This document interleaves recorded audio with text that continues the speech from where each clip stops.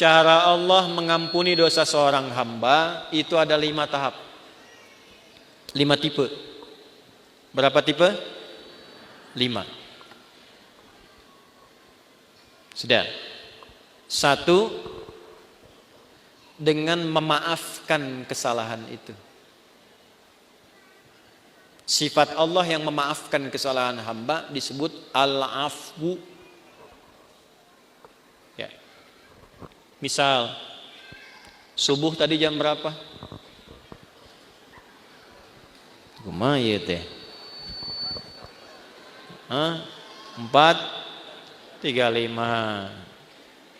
Terus ada orang yang sholat subuhnya jam 5:34.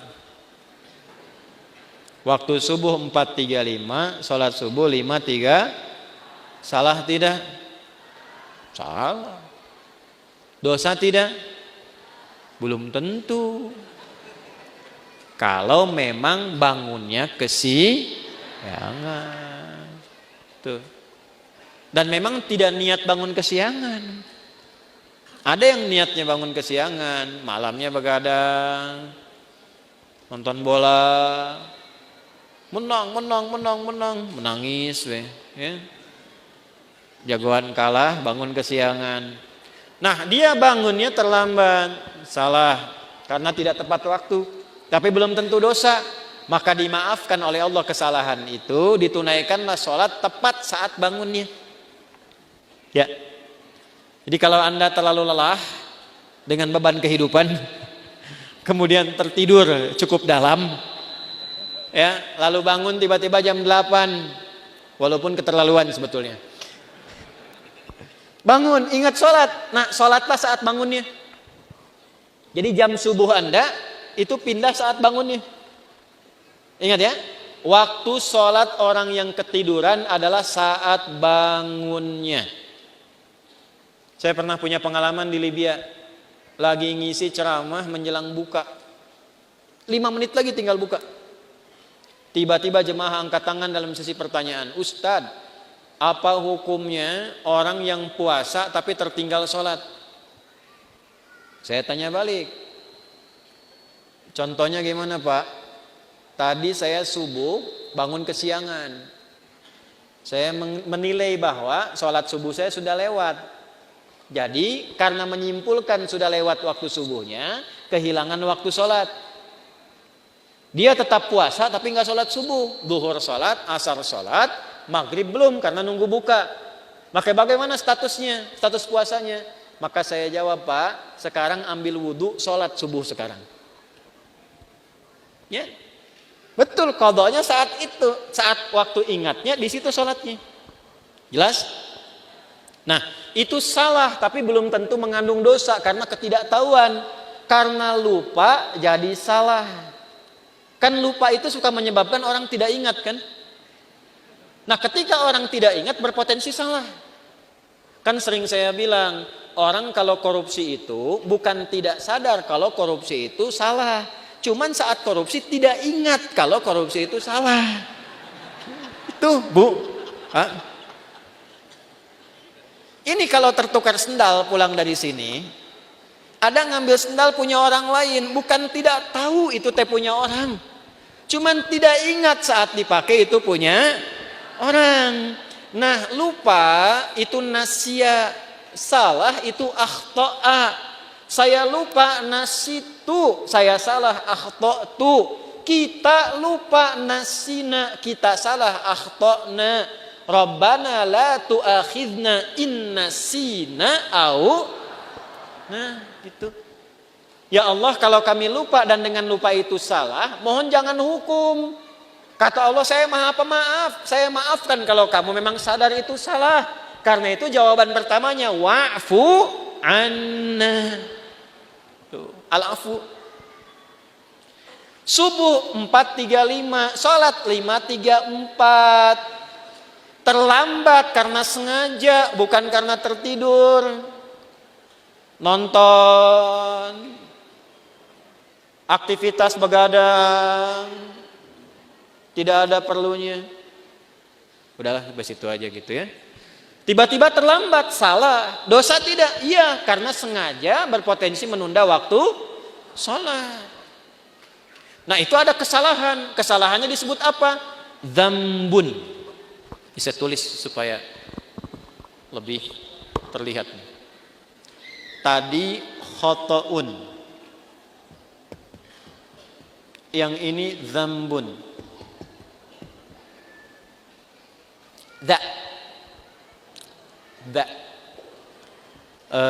Kapan-kapan nanti saya mungkin rilis video pengajaran untuk spelling huruf hijaiyah tuh di 17 tempat. Itu diantara manfaatnya, itu bisa mengeluarkan semua potensi suara dalam tubuh. Bukan hanya untuk baca Al-Quran. Jadi kalau kita bisa mengeksplorasi itu belajar bahasa apapun bisa cepat untuk kita kuasai. Karena semua sumber suara keluar. Misal yang dari sini A, H itu di sini. Ketika ke sini H, ketika ke sini kho, kan? Sampai dha itu dha di sini, dha. Sampai ketemu ba, gampang, matiin aja hurufnya. At. Nah, itu sumber suaranya. Az, ab. Ya, harakatnya cuma 3. Namanya ayu. Kalau enggak A, I atau U. Ab. Kasihkan A. Ba. Kan? Ciluk. Nah, kan? Kebawahin bi. Dibesarin U. Nah, ini pakai dha. Dzambun. Dzambun itu, maaf, salah yang mengandung unsur dosa. Sengaja menunda sholat, terlambat, dzambun.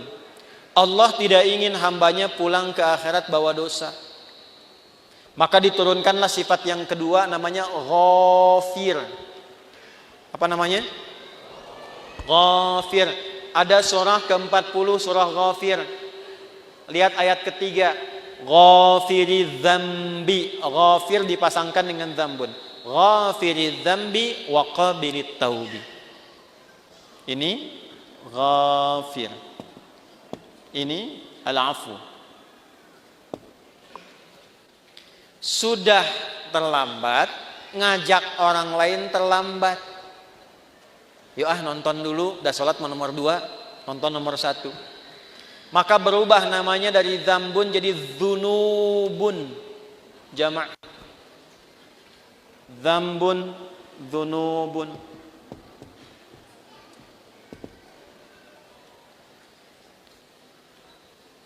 Sudah mencela, merasa paling hebat, merasa paling bagus, terakumulasilah dzunubun.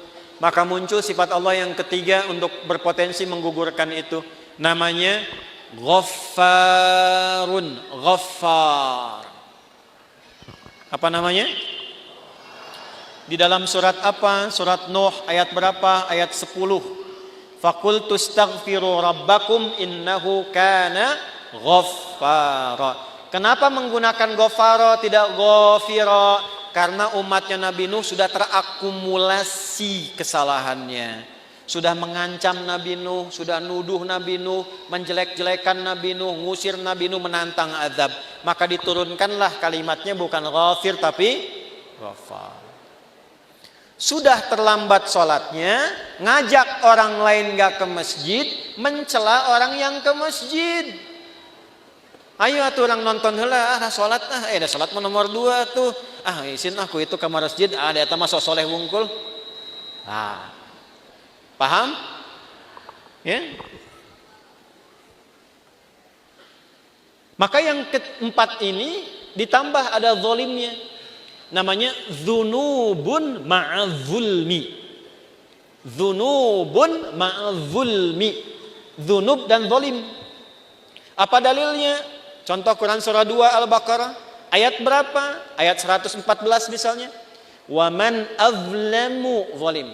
Wa man azlamu mimman mana'a masajidallahi ay yuzkara fiha ismuhu wa sa'a fi kharabiha. Paham? Tidak.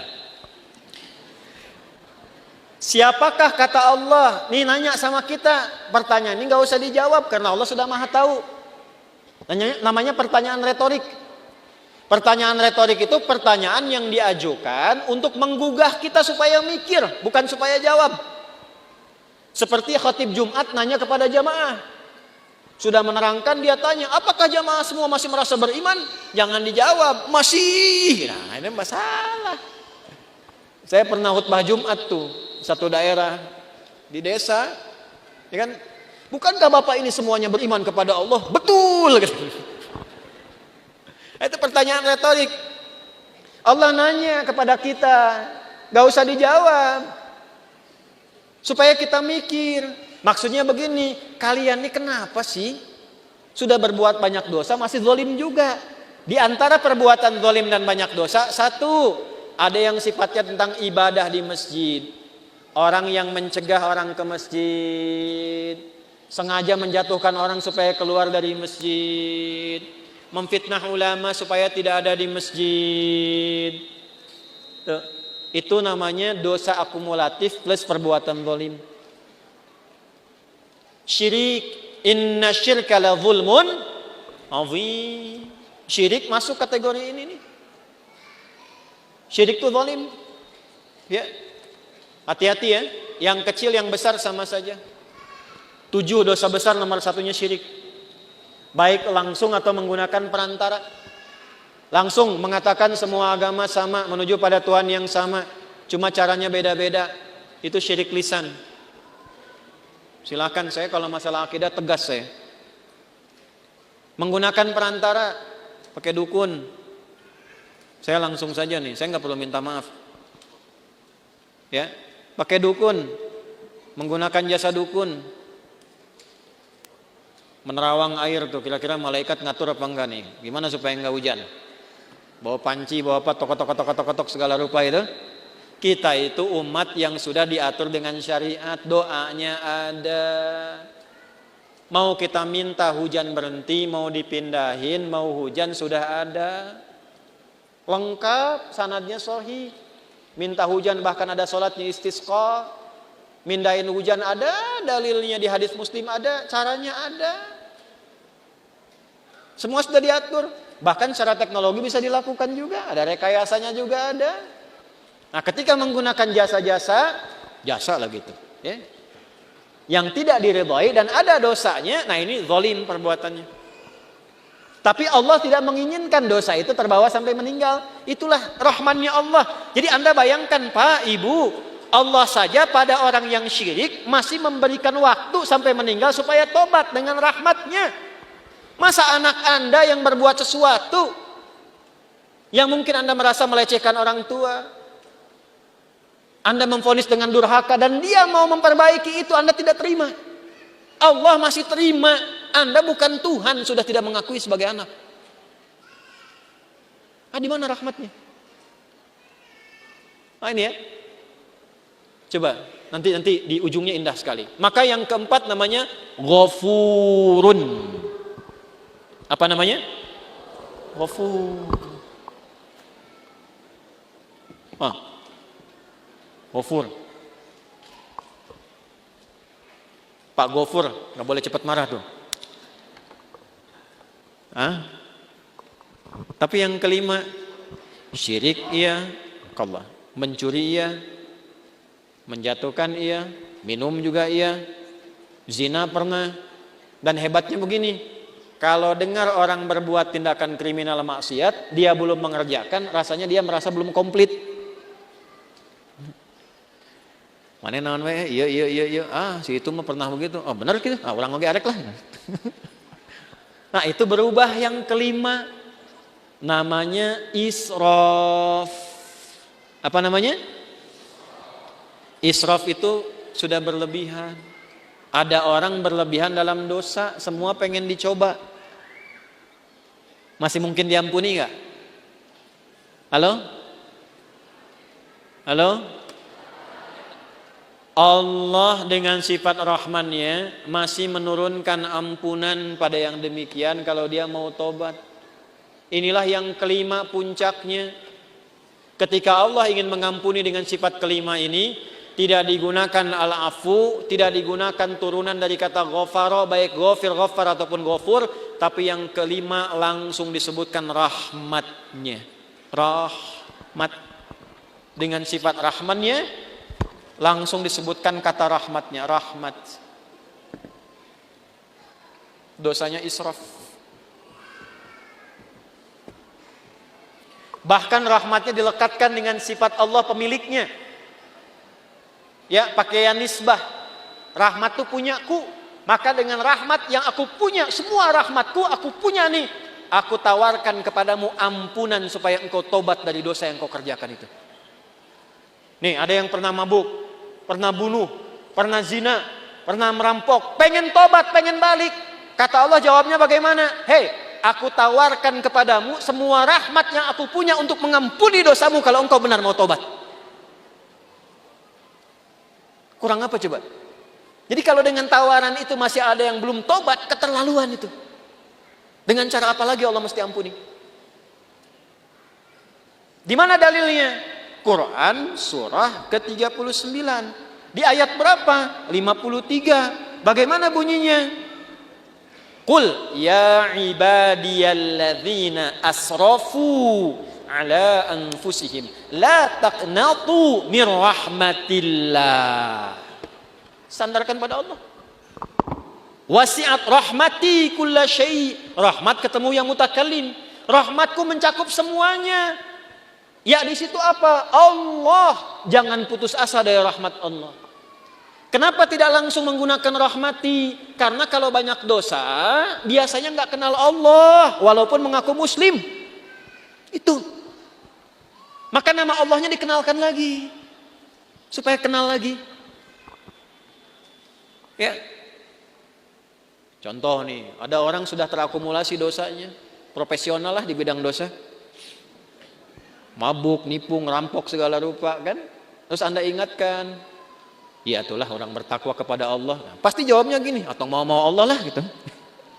Jangan bawa-bawa Tuhan gitu ya. Nah, karena belum kenal Tuhan, dikenalkan lagi la taqnatu mir rahmatillah. Dan hebatnya masih diaku hamba, Pak. Kul ya Muhammad katakan, ya ibadi, hei hambaku, masih diaku hamba. Coba ya, ini jangan anak Anda lah, anak umum aja. Ada ibu dan ayah, anaknya begitu durhaka, buruk terhadap citra keluarga. Di luar sudah merampok, sudah membunuh, sudah berzina, merusak nama keluarga. Tiba-tiba pulang ke rumah pengen minta maaf sama bapak dan ibu, diterima nggak? Ayo. Saya tanya nih, kalau bapak ibu mau terima, pertama ketemu senyum atau kecut? Tuh. Marah atau tenang? Non sia kadieu. Tuh, coba. Nah, inilah pentingnya kita ngaji begini. Ini anak datang pengen taubat, wasilahnya orang tua pengen minta maaf. Allah yang pencipta kita mengatakan, Qul ya ibadi, pakai kata iba, hambaku. Pakai ya disebutkan 360 kali dalam Al-Quran. Fungsinya 3 di ilmu nahwu. Nidaul qarib, nidaul mutawassit, nidaul ba'id. Memanggil yang dekat, yang menengah, yang jauh. Hei ahli maksiat, dimanapun berada, semua jangkauan. Yang telah menyimpulkan mungkin Allah nggak akan ampuni dosaku. Salah kesimpulannya kata Allah, hambaku sini, jangan putus asa dari rahmatku. Setelah Allah berikan rahmat, teruskan ayatnya. Innallaha yaghfirudz dzunuba jami'a. Semua dosa yang pernah engkau kerjakan, kalau benar tobatmu, aku ampuni sekarang semuanya. Tuh.